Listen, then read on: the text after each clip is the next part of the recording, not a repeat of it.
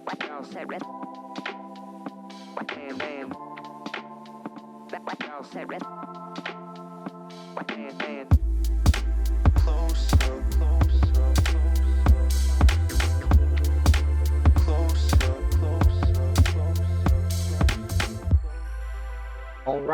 right. Welcome to another episode of The Close-Up. I'm your host, Stephen Cameron, part of the Orlando Magic HQ Network. Today, we have a really fun episode. We got Dan Savage, Orlando Magic Director of Digital News and writer covering the Orlando Magic. You guys have heard him on this show before and on many other Orlando Magic podcasts. He's awesome. We do a deep dive on the schedule. We literally take it month by month and talk about games that stick out, sections of games, how back-to-backs are going to affect things, the NBA Cup. We really dive into a lot of things, and it's really cool. I loved the conversation we had. We tried to talk for 40 minutes. We ended up talking for an hour, so this is a beefy conversation for you guys, but I think you'll really learn a lot about the schedule and how it's going to play out for the Orlando Magic this year. Before we get into that, let's just go ahead and dive into some of the housekeeping stuff. This podcast is brought to you by Bet Online. They're one of our partners, along with Believe Podcast Network. Bet Online is the world's most trusted betting platform and your number one source for everything online sports betting. Right now, you can receive a 50% free bet up to $250 on your first deposit to bet on anything from baseball to Formula One, from WNBA. There's all sorts of things you can bet on. BetOnline has every stat, every matchup, every live odds and spreads while the games are even being played, which is really cool. If you want to do some in-game bets, all sorts of stuff, you can get it all right there on the mobile app or on their website. I've personally been on both. The mobile app is super clean and clear and easy to use, so is the website. When the game is over, though, you can head over to their online casinos and get in on a game of blackjack or poker, or even unwind with one of the 150 slot machine games that they have. So there's plenty of options for you at BetOnline. Head over to the website today, get in on the action, use promo code BELIEVE, that's BLEAV, for your 50% free bet credit on your first deposit up to $250. BetOnline, the game starts here. Personal PSA, if you're going to bet responsibly, okay? So there's that. And then also, I just want to give a shout out to our listeners. Orlando Magic HQ is starting to look forward in this upcoming season. And as we are doing that, we're always looking for opportunities to partner with local businesses. If you're a business owner or someone who works in a business and works on the marketing or advertising area, and you would like to partner and have some advertisement or partnership with the Orlando Magic HQ, we have tons of different opportunities for you to partner with us. If you're all interested in that, go ahead and send us a DM. We'd love to have a conversation with you and show you how we could support you and get your message across to a amazing, large local audience in the Central Florida area. With all that being said, we're going to get to that conversation with Dan Savage. Let's go. All right, everyone, like I said in the intro, we got Dan Savage, Orlando Magic Director of Digital News, covering the Orlando Magic and Magic Gaming. Dan, welcome to the show. It's been a little while since you've been on. How have you been? Good. Great to catch up. Just had a kid a couple days ago, it feels like. It's already been 2 weeks. So big adjustment time. But in terms of NBA schedule-wise, very well planned, I guess, because we're in a little bit of the lull right now. So came after Summer League, but before the training camp and all that stuff gets started. So good adjustment time, good time to be totally focused on that aspect of life, and then hopefully have a routine and things set up in place so that I won't miss any time once training camp starts. That's awesome. I'm sure that's a big adjustment to you and your family. Congratulations on yet another Magic fan born into the family. I'm assuming she's already decked out with Magic clothing from head to toe. Maybe I've already gotten some autographed stuffed toys from Stuff Magic and some of the players. I'm just throwing it out there. If the Magic organization hasn't done that, we need to make some phone calls, because that's how I think she should be welcomed into the world. They've been very kind. Sent a few care packages, so it was very generous of them. So many messages and areas of support. So the Magic organization has already started to treat her well and like family. So that's been a great big help in a time of adjustment and excitement. So, but Yeah. excited to talk here and about the schedule that'll inevitably take me away from my family in a couple of months. Totally, totally. Um, Dan, let's get into it a little bit. Before we jump into the schedule, I just kind of want to like wrap your head around, like get your thoughts of how the offseason has gone for the Magic. I think most people agree that it was a very successful offseason, but your words we were, I'd love to hear your words and thoughts on, just kind of what they did. We lost some really, fan favorite players. We've added some new people that I think will become fan favorites with Caldwell Pope. We added a new veteran, Corey Joseph, to the roster. Drafted Tristan de Silva, said goodbye to some close friends with Markel Fultz and Chumo Keke and Joe Ingles, Yeah. who, some of those guys were really, really loved in the Magic organization. I'll say all of those guys were. So, but I think overall, in my opinion, the team improved. They're going to be set up really nicely going into next season. What were some of your thoughts going into the draft and the free agency on how you thought the team would operate, and then like how do those compare now that we see the results of what happened during those transaction periods? Yeah, I think for me personally, I said this on a few of the podcasts I had appeared on leading into free agency, and then during free agency itself, is I wanted the Magic to fill some of the voids that they had, but at the same time, not sacrifice what they do extremely well. So it's clear that each playoff series teaches you something, teaches you about yourself, teaches your strengths, your weaknesses. It was clear in this series with the Cavs, the Magic's defense not only works in the regular season, but is also immensely successful in the playoffs. They were able to hold the Cavs under 100 points a number of times, won all their games at home. The big difference there was they needed some outside shooting and needed additional offensive help. And then could you do that? Could you add players of that caliber and at the same time still be strong on the defensive end? That for me was very important.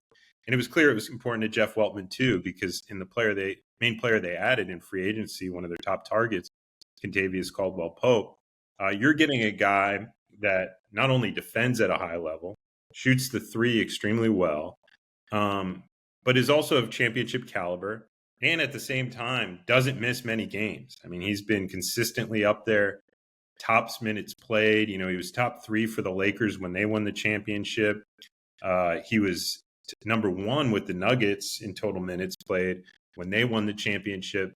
So you're getting a guy who's not just been on championship teams, but has played a key role for championship teams. And I think for a Magic team that's looking to take the next step, to have a veteran like that who enhances what you already do well and then adds to an area where you need improvement, that's a big get. And look, he's a guy who was clearly in high demand for a number of teams.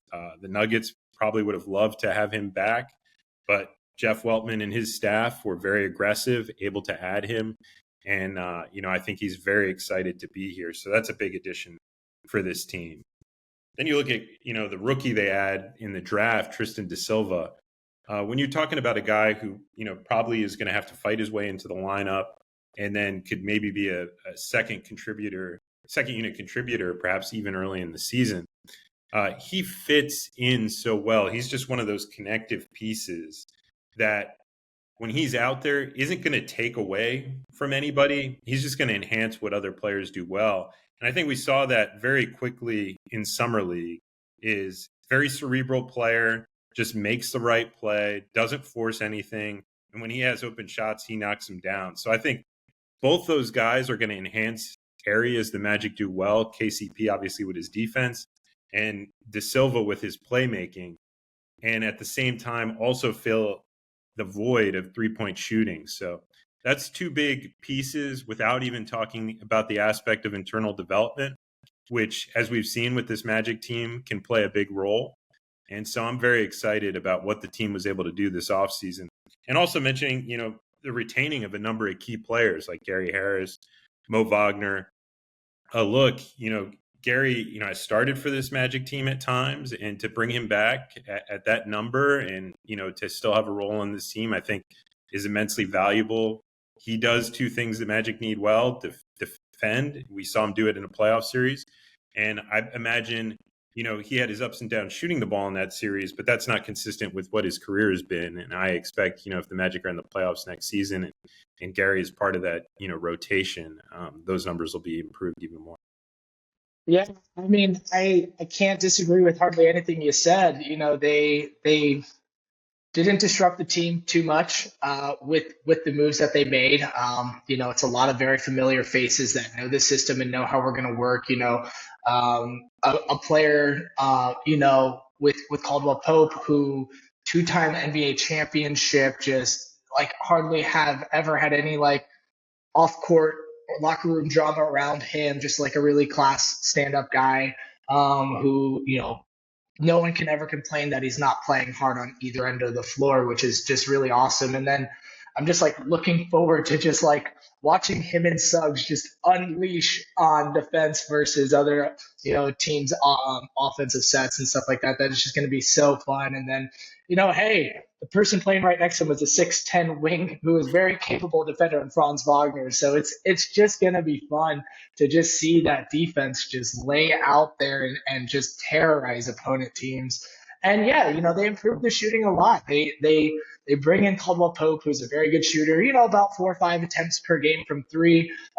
They move their starting shooting guard and Gary Harris likely down to the second unit, just again continuing to establish that consistency and expectations and playing style. And then, bringing some more shooting into that unit, which is going to be really nice. And yeah, Tristan de Silva, I was just so blown away by how he played in summer league with just very few mistakes. You can really tell that his IQ for the game, his understanding where he needs to be, when he needs to be there, when he needs to move, was very, very like locked into his system already. And he just felt like he was already a part of the chemistry and doing the right things, which felt really refreshing to see. It's not like we drafted a 19, 20-year-old who might get a little lost here and there, which is understandable considering their age and experience.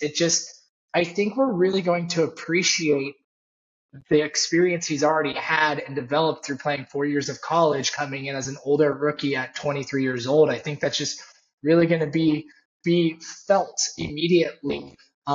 He's kind of gotten through some of the things, on the court and off the court that a younger rookie might experience coming in at 23. So you and I are on the same page. Really good offseason for the Magic.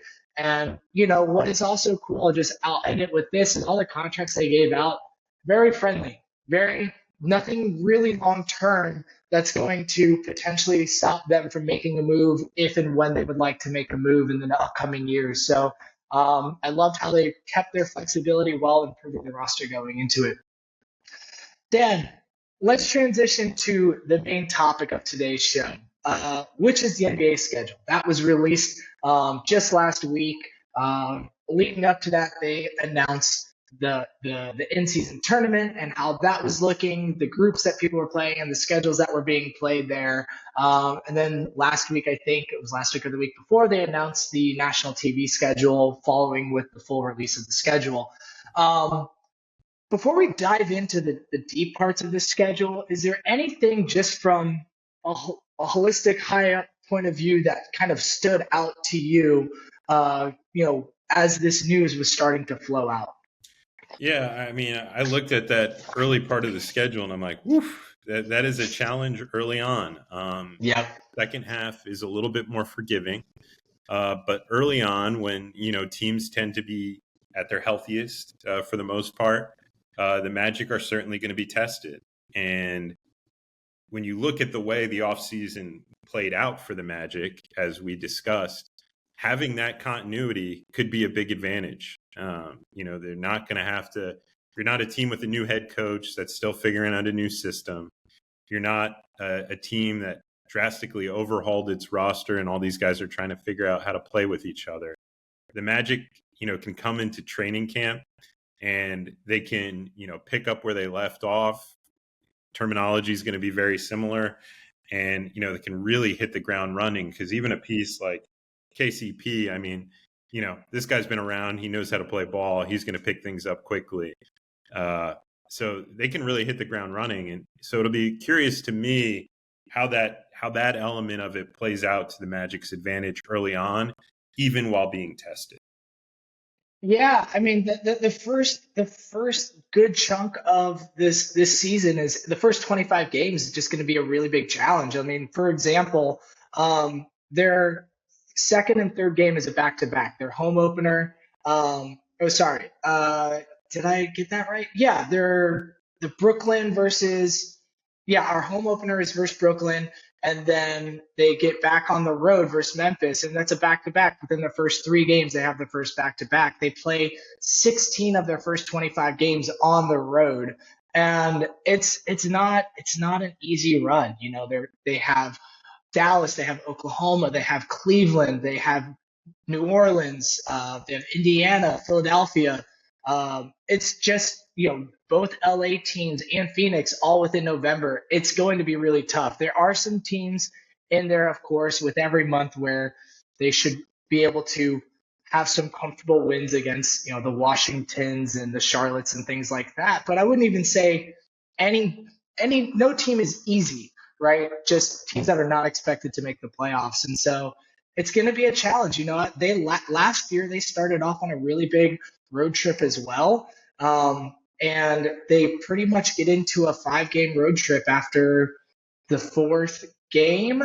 And even then, you're looking at the first 8 games, only 2 of them are at home. So it's not exactly an easy start to get this team going right away. Were you surprised that the home opener, or not the home opener, but the season opener was versus Miami? I mean, we've had a number of those games against the Heat in my tenure. So that part Yeah, wasn't a surprise. It is surprising that I believe it's like the first time since 1993 that we've opened in Miami. So I that's understand fair. that Yeah. we were due, but having it there is going to be a different atmosphere. You expect a team like them that has, I think, higher aspirations than what they were able to do last season to be hungry. You have some pieces there that have worked very hard this offseason. So one thing about the Heat and the way that they go about their conditioning program, those guys are going to be ready to go from game one. That's not an organization that has their players playing their way into shape as some other veteran laden squads may go. So it's going to be a test right out of the gate. But what better way to start the season than bragging rights for the Sunshine State? I mean, there's no better way to go about it. So I'm very excited for that one. It's going to be exciting to be in that environment. I expect, a fair amount of Magic fans to travel down for that one and kind of start to flip the table on the Heat a little bit. I keep my ears to the ground a little bit with some of the Magic community, and yeah, there's already chatter of people within the Orlando Magic HQ going down there to cover the game and even just be at the game as an observer. And I know fans are starting to itch to start bringing the Magic noise down to Miami, which is really exciting. So yeah, get on that bright line, Magic fans. Go down there, go to the game, have some fun, and hopefully have a safe train ride down there with no incidences. We would love that. Okay.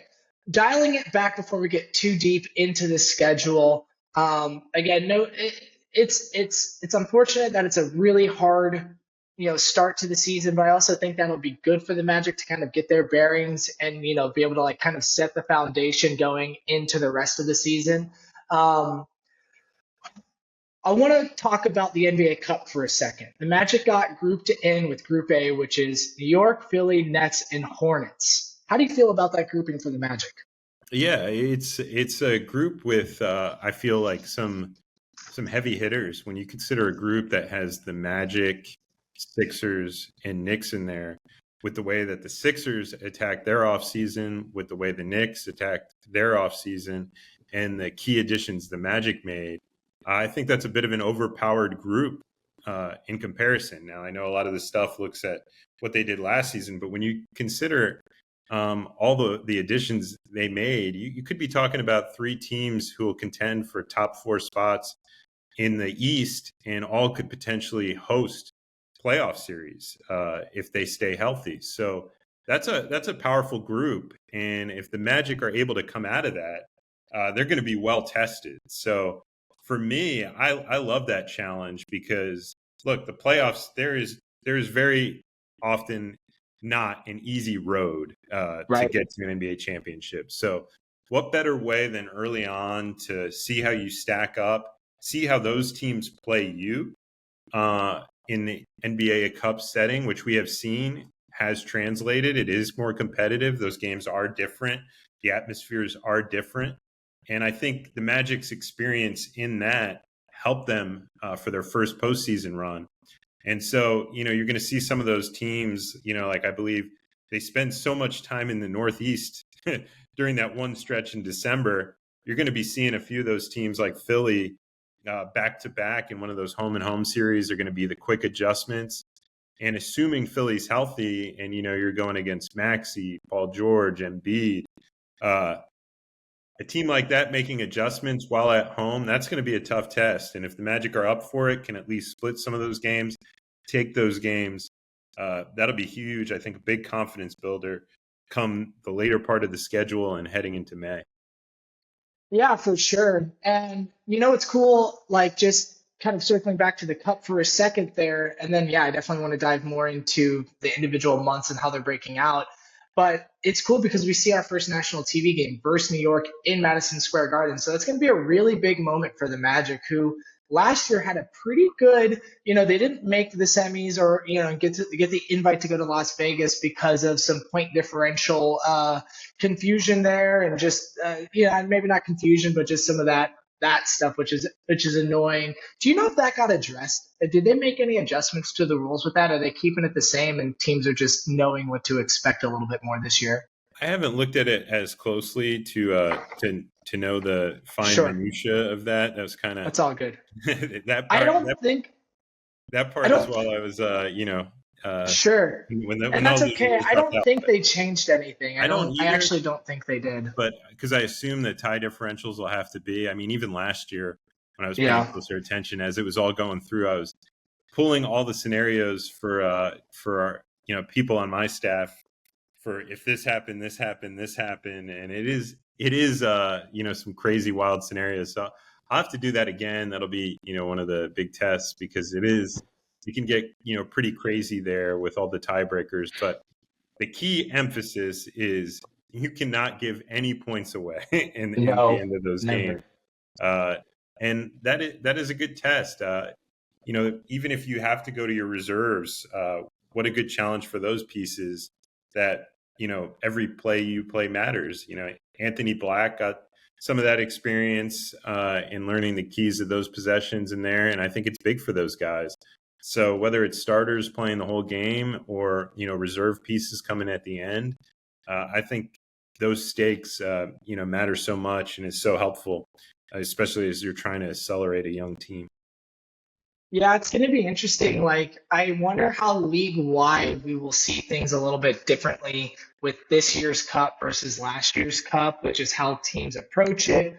Buy-in from fans. Personally, I was able to attend the Orlando Magic versus the Raptors game last year in at the time Amway. I don't think it had changed over the Kia Center at that point in time in November, and it was just a blast. It was so energetic. It felt like a different game than just a regular season game to me. And I'm looking forward to seeing it run back. I was a big buy-in person of the in-season tournament, the Cup. I forget what they're calling it now, but it's going to be cool to see how the Magic do. And I think they should have as good a shot as any team to advance in that tournament and make it to Las Vegas and potentially be in the championship game. So that'll be pretty fun. Dan, one more topic before we dive into, I kind of want to look at like kind of a month by month type of situation here as we get into this podcast a little bit more. Before we get into it, I do want to discuss the TV schedule, the national TV schedule. In years past, through the rebuild years, which is expected. The Magic would get like one TNT game maybe or ESPN game and then like 3 or 4 NBA TV games for, four or five national televised games, if you consider NBA TV a national televised game or not. But typically one from one of the bigger ones, and the rest with national TV. This year they have five national televised games split between ESPN and TNT, two ESPN, three ESPN. Can't I have this written down somewhere? Hold on. And then Three another, and then TNT and three then TNT, two ESPN, right? Yeah, and and then Boston the and the Cleveland one are on ESPN. ESPN, and the rest, then the New York City Cup game. There's a home game versus the Thunder, and then another Cleveland game with TNT. When you saw that, and another four with NBA TV. Don't want to disrespect the NBA TV. It's another outlet that does get a bigger reach than just the local television network. So when we are looking at that, is that kind of what you were expecting as far as volume and numbers? Did you think we were going to get a little bit less, a little bit more? Did that number shock you? How does that feel? It's hard to go with expecting, because there is the side of me that expected a team with the number one overall pick who made a double-digit jump to have more nationally televised games last season. Yes. Even the season before that, when you have the number one pick on the roster, to have more nationally televised games. And, the big networks haven't necessarily accommodated that.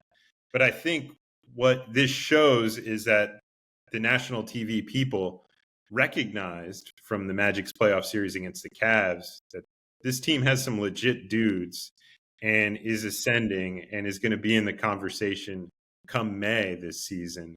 So why not get the early looks at them? Because, the people that are covering it for those networks have to be prepared to talk about it in a playoff setting. And I think, a few of them, as you probably caught if you were an avid Magic fan watching some of the various broadcasts, a little caught off guard, maybe not as knowledgeable as they were about some of the other teams. And I think there's an internal demand too to want to see this team. So I know, just having talked to some of the national media people over the course of the playoff series is like, I wish I got out here more. This environment's great at Kia Center. These players are great. They have some great stories. So I think the push from the fans, the presentation by the Magic when they were on a big setting, and even the, some of the media people who work for those networks, having watched what the Magic did last season, very impressive. So I think they were rewarded. And I think that's a number that's probably going to only continue to grow as we go year by year. Yeah, I agree with you on that for sure. I was kind of, I had some expectations. I kind of said, I bet we get at least. I didn't think we were going to get a massive number. Just knowing kind of the history and just kind of how a little bit on how this stuff is decided. With just like, there's also going to be some ratings on why they would give a team a bunch of teams or a bunch of games versus non-example. The Spurs got a bazillion national TV games last year, but that's because there was an insane amount of hype around Wemby. Like, even though they were a bad team, they were still getting insane viewership ratings on even the later part of their season. So it like there was some balance there that I was considering. And so I kind of thought it was going to be around four-ish games. I was psyched that it was five plus a good amount of national TV game or NBA TV games. I do think the Magic are going to be a good team to earn some flex games as the season goes on too. So we could see that number go up as schedules shift, team dynamics change, and things like that. So that'll be pretty interesting to watch. But overall, I think it's a testament to how the team has performed, like you mentioned, and just earning the respect of others around the league and media around the league. So it's pretty cool to see them, recognized with that. And you're right. It should only go up from here for a very long time. So, cool, Dan. All right. Well, we've kind of already talked about the early part of the year with, the opening first 25 games being, really road heavy and how challenging that's going to be. Let's pick up the schedule in January, if that's okay. Right.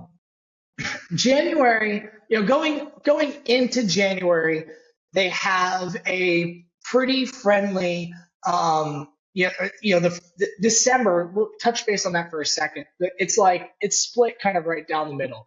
You got a bunch of games at home, a 4-game homestand, including an NBA Cup game. And then the end of December is ending on a 6-game road trip, to go into January. So that's going to be tough. If they make the NBA Cup, that's almost an extension of the road trip because that's played in Las Vegas. So a 6-game could really be a 7 or 8-game road trip at that point in time to end December, which is kind of crazy to think about. And there's some tough teams in there. They're going to play Boston. They're going to play New York. You never know what's up with Miami. Though I do think the Magic are clearly better than Miami, but you just never know. Jimmy Butler in a contract year. And then January hits. January is one of those months when I look at it, it's kind of like a sandwich. You have some lighter games at the start of the month, then you have some heavier games at the end of the month. You start off the month with Detroit, Toronto, Utah, and then Utah particularly backs up to a good game versus New York on a back-to-back. So, that's kind of how the month is going to start. And then it gets really thick. They're playing Milwaukee back-to-back or 3 times within that month. Wow. They're playing Philly, Boston, and Denver from January 9th to the 19th. And then they kind of end it in another lighter format. When you see January, what are some of the key games that really stick out to you that are like either must wins or that you were going to urge fans to tune into no matter what? Well, look, leading into it, as you alluded to, if my math is correct, of the 32 games that the Magic play before the New Year's, 21 of those 32 are against playoff teams. So this team is going to be tested, and that's not including, teams like Memphis who, look, when Ja's there and Bane's there and, Jaren Jackson Jr. is healthy, GG Jackson too, they're a tough team and are, probably close to being in that conversation as well. So that is a big test. And then January, like you said, is a sandwich. Detroit, Toronto early on, but then you have Minnesota, you have New York, Minnesota, Milwaukee, Philly, Milwaukee again, Boston, and Denver before it lights up, and that's a gauntlet. So nothing until maybe the All-Star break is a little bit on the lighter side, but I think it's a reflection of where the NBA is right now, which is extremely competitive. When you look at teams, how many teams there are that you probably say don't have a play-in chance, it's a very small number. And I think that's what the NBA wants, and I think that's what the product is currently being delivered. So the Magic are certainly going to be tested on the front half of the schedule and are going to need the support of the fans at Kia Center if they want to continue that trend, which was so valuable for them, of being undefeated at home against teams with a sub 500 record. They finished last season with the 17-0 mark against teams like that. It was even higher if you consider what the team's records were when they played them. But, that was the final mark of, being 17-0 under that circumstance. That was big. That helped them be in the play for the 2 seed at a point very late in last season. And they're going to need that home court advantage early on to help carry them against a very tough first half schedule.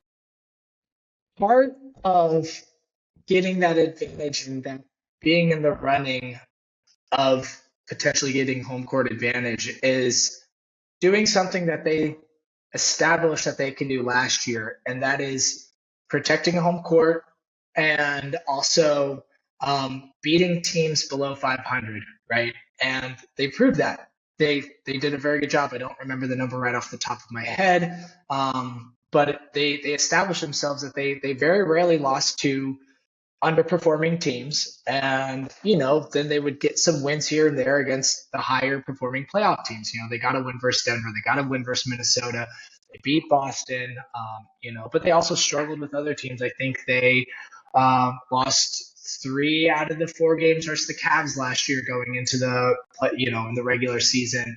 They did lose 1 or 2 versus Boston, which many people did. They were the best team in the league, won a championship for a reason. So when I look at this schedule, particularly in January, just thinking with that mindset is like, yeah, they have to take care of business at the front of the month and at the end of the month, because as high as I am on this team, that middle part from January 9th when they hit, or January 6th really when they hit New York, up until they get back to Toronto on January 21st, it is just an insane schedule versus really, really high end playoff performing teams. And, we want to get some wins during that stretch for sure. And I think the Magic this year are going to be much better off to handle a situation like that, where last year it was a little bit unknown. Um, Okay, let's move on to February. February is cool because it's the All Star break. I think we're already all planning to go travel and watch Paulo. Where do you know where All Stars held this year? I can't remember off the top of my head. I'm trying to think. Did we have Indiana already? Indy was last year. Yeah, Indy was last year, and then Cleveland was the year before that. yeah. Um, I don't remember where it's at this year. and then we had Utah already, and then Yep. where the Where is it? is it San Francisco? Is it by you? Maybe it might be. I think it is in San Francisco. Cool. I'm gonna go to All Star game. Yeah, I was like, pretty Yeah, sure we're I headed think it to it. I'm is. like, Yeah. not no insult to Cleveland and Indiana, but I was like, a trip out to San Francisco for wine country. I had that one circled, and I'm like, that's coming up already, right? Like we already All right, Dan. I already got had to that. start putting an agenda for us together. For all the Yeah, Magic media, shows we'll have to plan a time to get together. shows Um, shows how my brain is. I've been to those cities for the and I can't even remember at hey, this you have new father stage going on right now. exactly. So I'm Everything gonna is a ride that. pass.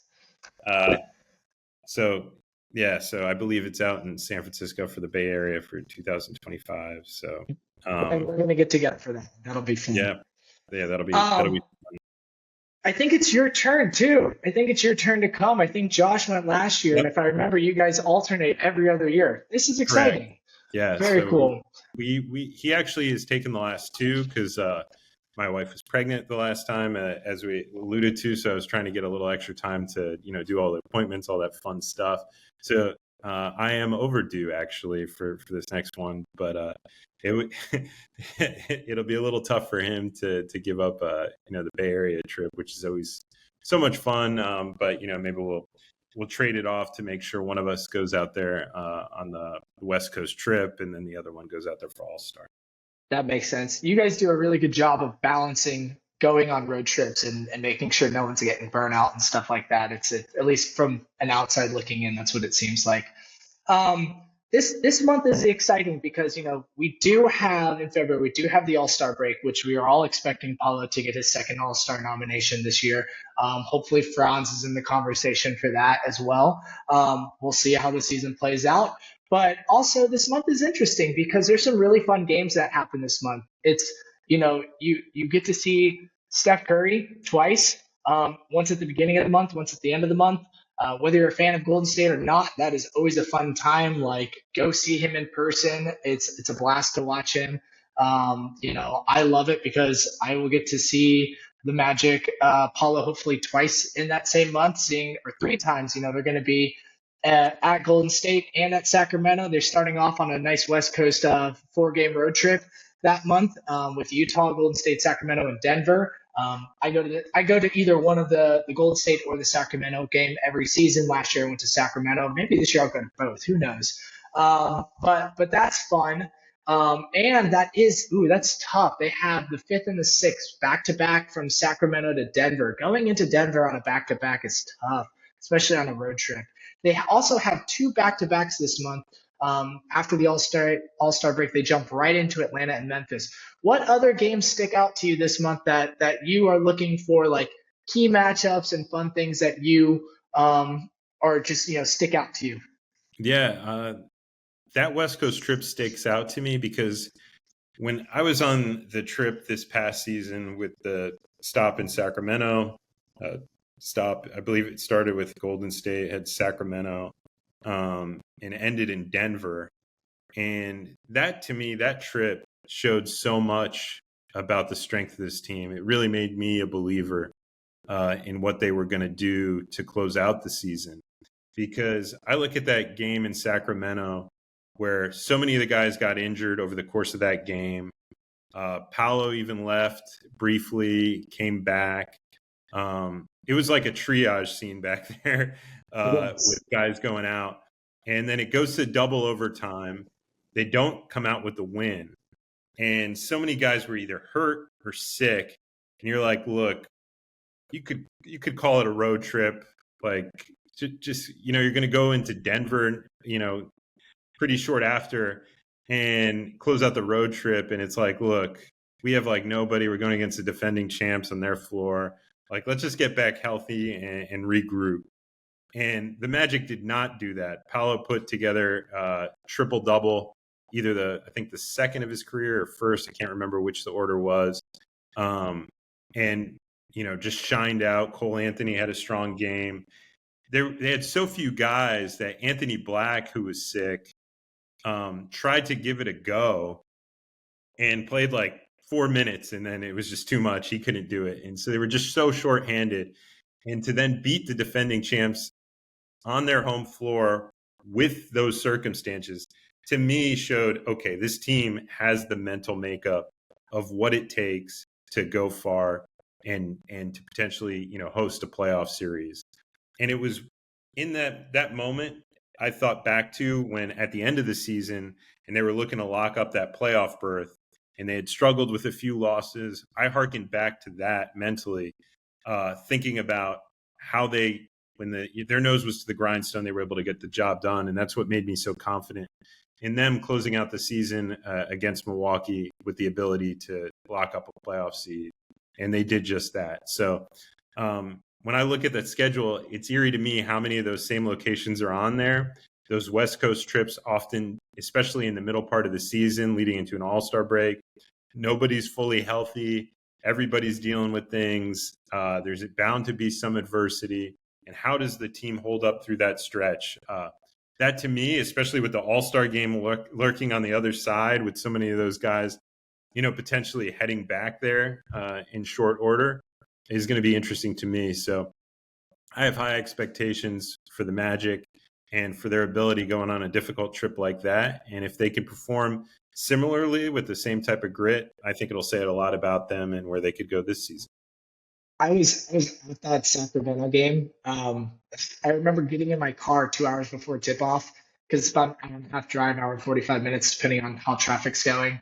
And like just getting a message update like 10 minutes into my drive that a player was ruled out. I don't remember which one it was, but it was like an early scratch into the game.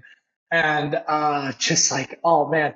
And then the emotional roller coaster of those double overtimes was wild. I just remember like it took me forever on my drive home for my adrenaline to slowly come down after that. It was such a heartbreaker to an extent, but also so exciting and like really happy to see like how Paulo just owned that moment and did everything he could to try and, secure a win during such a heartbreaking like start to a game with Franz going out with a rolled ankle and Anthony Black not making it and already having other injuries. I think Wendell Carter had gotten injured earlier. Oh wait, that was a little bit later. But there were still so many like moving. Harris, I don't believe. I know Trevelyan Queen was in the lineup. He got dinged up during the course of that game. He was like bleeding out of his head. I was going down to the press conference room right about halftime. So it was wild. It was just crazy. All those guys were dealing with so many things and just trying to get back out there, so much willpower and fighting this team. I was like, okay, these guys have it. Like they are built different. And Paolo especially, he left. I think he rolled his ankle and he came right back out there and put on a show. So he really did. And didn't let it affect him, closing out that trip in the high altitude of Denver. So much of the staff, the team, everybody was sick. And it was just like, I remember starting the Denver game. I was like, just get me home. And if I was being rolled out there, it would have probably been a half effort. And to see the way the team was going, I was like, it just inspired me to close out strong. So it's just, and they did. Did. The mental fortitude of that team really showed in that moment. And I think fans got to appreciate that as the season went on. Absolutely. It was really cool to see them just develop that kind of chemistry and that that will to not give up during the season last year.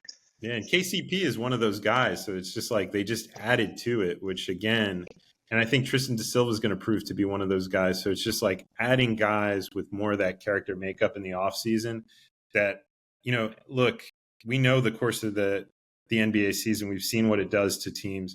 All those guys at some point are going to be called upon. And the more of those guys you have in your, stable who fit your mental makeup, fit what you like to do, the better off your team is going to be. And I think the Magic are well equipped for that, heading into this season. Corey Joseph will probably get some playing time at some point during this season. I know a lot of people are kind of viewing him as, the 14th, 15th man on the roster and, not necessarily expecting him to be in the rotation right away. But there's going to be a time when his number is called and he's going to have to step up and perform. And, I think they signed a good person to be able to do that. He's a veteran, experienced, knows how to come in and play his role. And I think, like you said, everyone's got to be ready at some point because their numbers will get called. Yeah, Dan, go ahead. You need the right kind of guy for that role too, because look, this team, has Jalen Suggs, who's going to be, continuing to learning the ropes of playing point guard. You have Cole Anthony, who's an established point guard. You have Anthony Black, who's continuing to grow in that role. And so you need a guy who's a veteran who knows how to play the position to help guide those guys. But at the same time, has to be comfortable if he's not necessarily in the rotation at all times. And so Corey Joseph is, a veteran guy who's competitive, wants to win, I'm sure wants to play, and, but is understanding of what he's being asked to do. And so I think he's a good fit for that role. He'll help these young guys along. And, he's a tough guy, and I think he'll be a good fit for us. I think so too. As we get back to the schedule, there's 2 months left. We're going into March and April. April, there's only a handful of games kind of ending the season. But before we get to April, why don't you let me know before I give you my thoughts on March? What are some of the things that are sticking out to you about this blocking of games, this grouping of games in March? I mean, we have a lot of West teams coming east, the Rockets, Lakers, Mavs, Kings, Clippers, all head out east. And so it'll be interesting to me because, when you go through and do these exercises and look, I do them too. You think about the teams as they stand on paper. And at that time of year, it's really a war of attrition. There's inevitably going to be some of these teams that are banged up. You certainly hope it's not your team. And those big road trips at the end of the year are taxing. That's where, people have to start making tough decisions, especially if you're a playoff caliber team.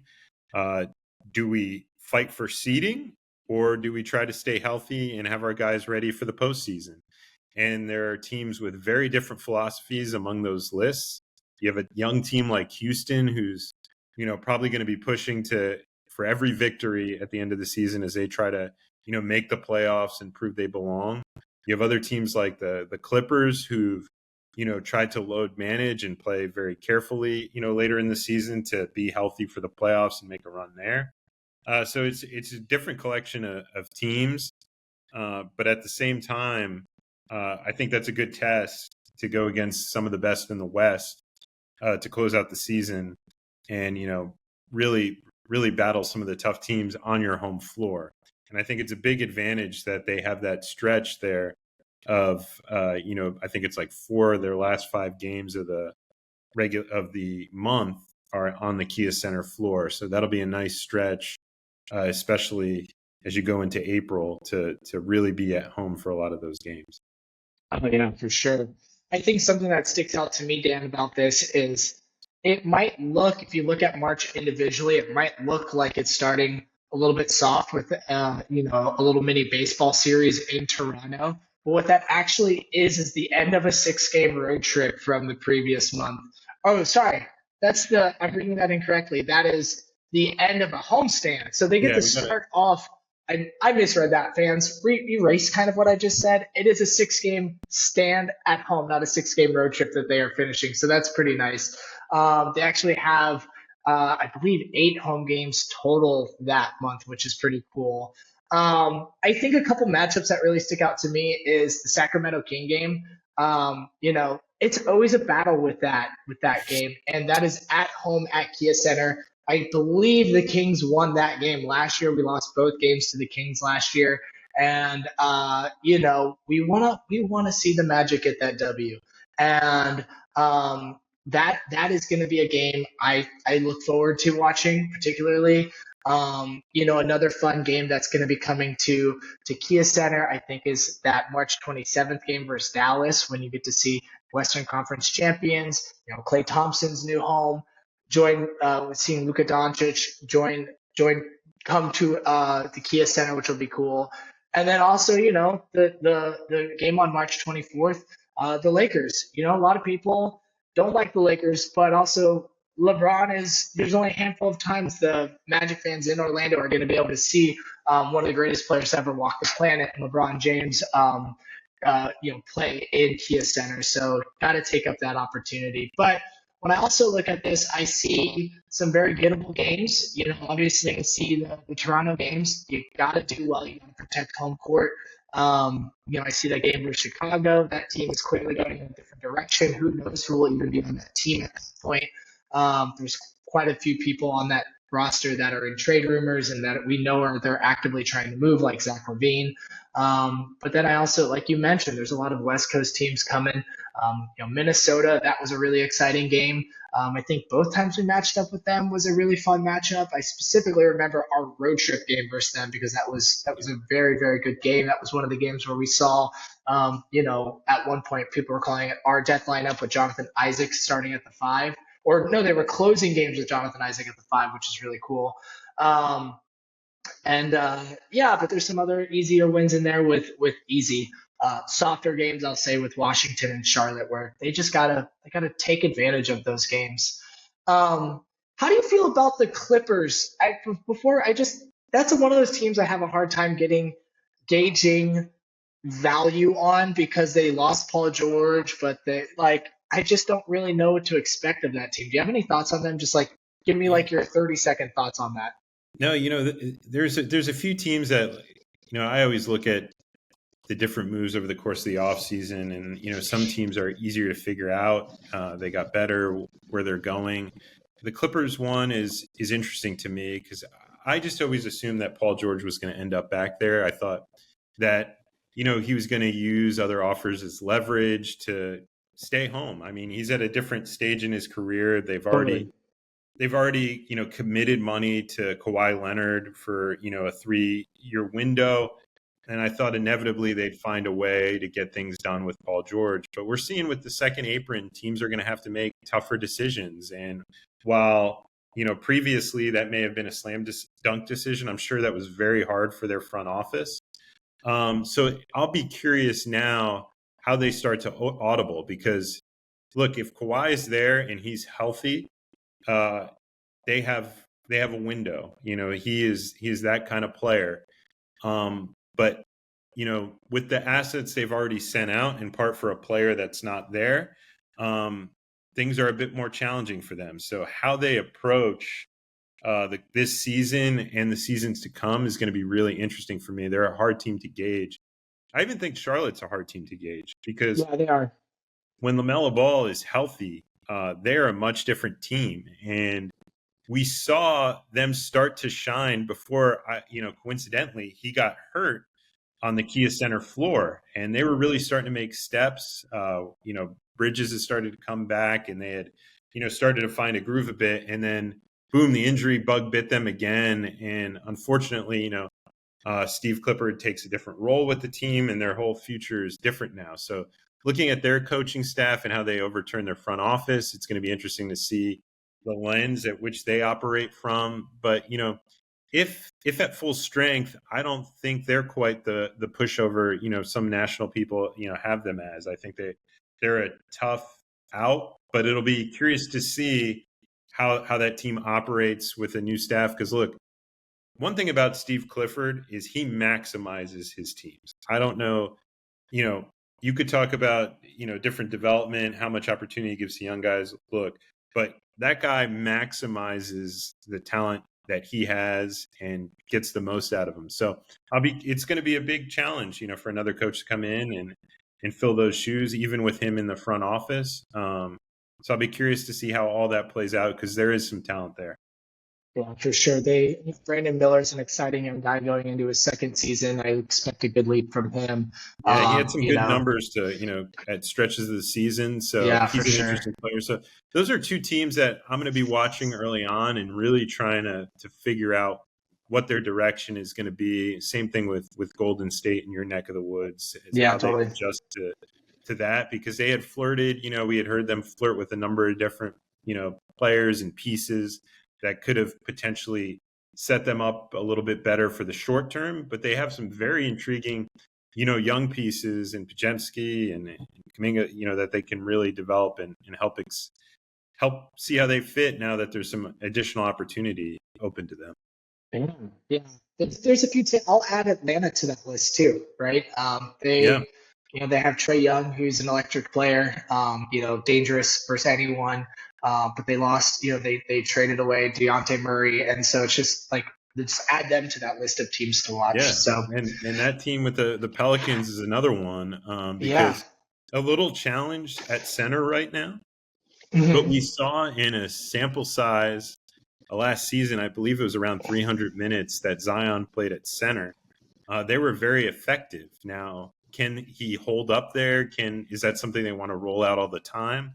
I don't know, but it's curious to me how they're going to approach their 5 spot and really, uh, go there, because they have a number of players, 2 through 4, who are extremely talented, and some great depth pieces, and like Herb Jones and Trey Murphy and all those Oh guys. So yeah, for sure. I don't know if yeah, you heard this. This probably came out, right while when your daughter was born. But apparently Zion Williams has like transformed his body and has lost a significant amount of weight and like the lightest he's ever been since like maybe college or something like that. So hopefully with him, I did see a picture and it looked that way. yeah, Um, but I will hold some pause to that because I heard a lot of that last season, and then I saw him in true, person, and I was like, I don't know about that. So I am cautiously optimistic though, because if that guy can find a way to stay healthy, he is totally, a transformational player, and he is special. He could do things that you don't, could leave you holding your breath. And for a guy who's watched the league, closely firsthand for almost 2 decades now, it's not often that you do that. He is one of those guys that every possession, every time he's coming down with the ball, you're like, I got to see what's about to happen. totally. We saw before he went down, leading into the postseason, how dominant he was being, and it was just such a shame he had to leave that postseason game early because he was in a nice run. So hopefully he has transformed his body. Hopefully he's healthy because he's a great player to watch in this league. He really is. I'm hopeful that, if he did lose some weight, that it's true and that it allows him to stay healthier throughout the season and play on some playoffs. He's an exciting player and, we always want more exciting players and he was one that was definitely him. So to round out this schedule, there's April, 6 games. This one's pretty easy to break down. The Yeah. first 2 are against Washington and New Orleans, who speak of Zion Williams and Dejounte Murray. Then there is a homestand, the last home games of the season versus Atlanta and versus Boston, which will be very exciting because, again, Boston, Orlando, battling for positioning. If they're both top 4 teams, those will be really important games depending on how the rest of the standings are breaking out. And then, go right on the road versus Indiana, who's going to be another young team continuing to try and prove themselves as a playoff team. And then they end the season versus Atlanta in Atlanta. And just kind of I feel like that like last grouping is just kind of like about middle of the road, a little bit road heavy, some tougher opponents, some potential easier opponents. Kind of feeling pretty good about how that will set them up, hopefully going into the playoffs. They have some playoff caliber teams to continue to test their skill sets and allow them to dial things in. Where like last season, they were playing a bunch of teams that had already missed the playoffs. So you didn't really know Like they just didn't really have to do some of the same things they would have versus playing a Boston versus playing a New Orleans and an Indiana like they are now. So I'm actually kind of thankful there's a few harder teams mixed in the bunch, unlike we had last year where that might have been part of the reason why some of those games slipped and some of those easier games, for that Charlotte loss, happened the way it happened. So we'll see. Yeah, the one thing you got to pay attention to, especially as you get late in the season, and this kind of escaped me a bit, and it showed the value. They let that game slip against Charlotte, which was the one they should have had that would have locked themselves in playoff seeding, and then they closed with a 3-game road trip before finishing the season at home against Milwaukee. But in that road trip, so many of those games were teams' home finales. And Yeah. so you look at a game like the Rockets game and think, it's late in the season, they're out of the mix. Magic should get this one. And then you go in there and you're in their environment as they're thanking their fans and their players know this is the last time they're stepping on their home floor this season. You're like, whoa. And then you go to Milwaukee and it's the same scenario there. And then you go to Philly and they're fighting for, the postseason and closing their season out there. And so you're like, holy cow, okay, this is a different stretch of the season. So one of the things I'll be doing is looking, is that obviously for Atlanta, it'll be their final one, but is it going to be for Indiana as well? Obviously, that could be a big matchup in terms of stakes for both those teams, perhaps even together, because I like that Indiana team a lot. I think they've got some high-end potential. And then you look at, the Magic, when they go against Boston, that'll be their regular season home finale. So I expect Kia Center to be rocking in a similar vein on the flip side of what I talked about prior. So that is going to be an interesting stretch to watch and something else to take into consideration as we start to look at where teams stand come season is like, when you get 10 games away from that, start looking at those things because they'll play a role. I felt that definitely in Houston last season. Yeah, it definitely affected us. Like, that Rockets game was an eye opener, I think, in many ways. I just remember like the expectations going into there and what we thought versus what the outcome came to be. And but I think what is awesome about this team is like they have consistency from what we've talked about or within the team. They have now experience that they didn't have last year, right? They know what it's like to play in the playoffs. They know what it takes to get to the playoffs, and they saw their playoff journey last year and can immediately every season is different to an extent, but like they have things individually that Paulo and Franz and the rest of the team need to implement mentally to stay fortitude, like to keep their mental fortitude ready to get to the playoffs this year. So it's going to be really fun to see a team that is young, as far as their best players in Paulo and Franz, that has a veteran experience with Caldwell Pope, and some of the older guys like Jonathan Isaac now has been able to, he played his second playoffs last year, healthy again, his first healthy offseason in ages, which is amazing.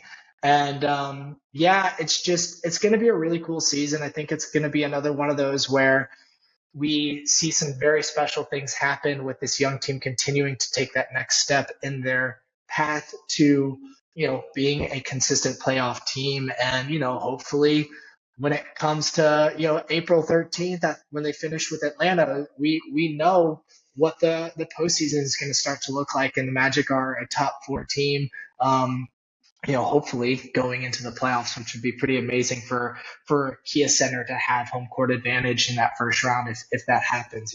We've heard Paulo be on some media events recently, and he's talked a lot about that. And I love that he's putting that expectations out there. So, Dan, I don't think I've heard a single podcast go month by month and almost talk about every single 82 game the way we just did.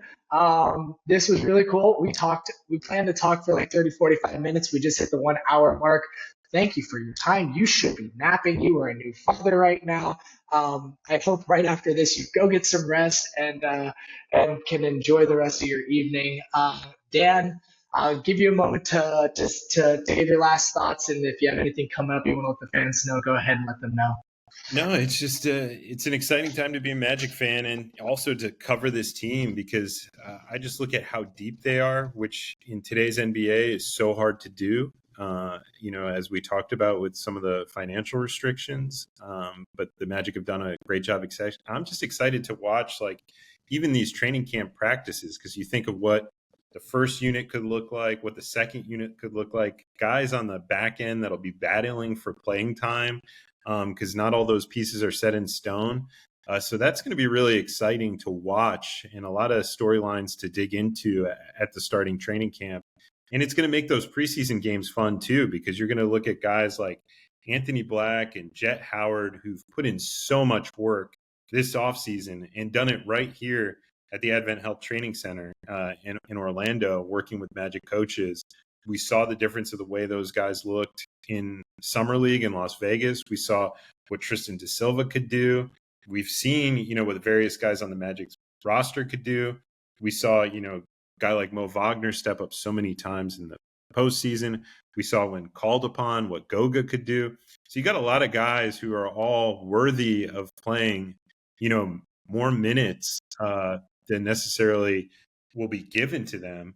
And so that's going to make for a very exciting training camp and for preseason because a lot of that will be determined by those two things. So the one thing about Jamal Mosley, and we've seen him do since his arrival, is nobody's going to be given anything. These guys are going to have to earn it. They'll determine it. He always says that. And so it'll be really fun to watch that. And I'm excited heading into this season because, I mean, since when have the expectations been this high for the team? When players are going out there on national media circuits and they're like, hey, we're a top 4 team. And people are like, yeah, like we could see that happening. So excited for all that and for it to unfold in short order here. And so I just got to make sure I get enough rest in between to be ready for it. So I'll be looking for parental advice. You got anything for me? I'm happy to take it at this juncture. We'll talk offline. Yeah. For sure. I got a few tips. So, Yeah, anybody wants to tweet them to me, just at Dan_Savage. I've added to the long line of Savages, so we have another one in store. So yes. I appreciate it. Congratulations again to you and your family and your new daughter. That's amazing. So, Dan, thank you so much for taking the time again to jump on the show. I really, really appreciate it. Magic fans, thank you for listening. If you're not already, go ahead and give Dan a follow. He is awesome online, very engaging, and constantly posting amazing content from him and the rest of the Orlando Magic staff writers.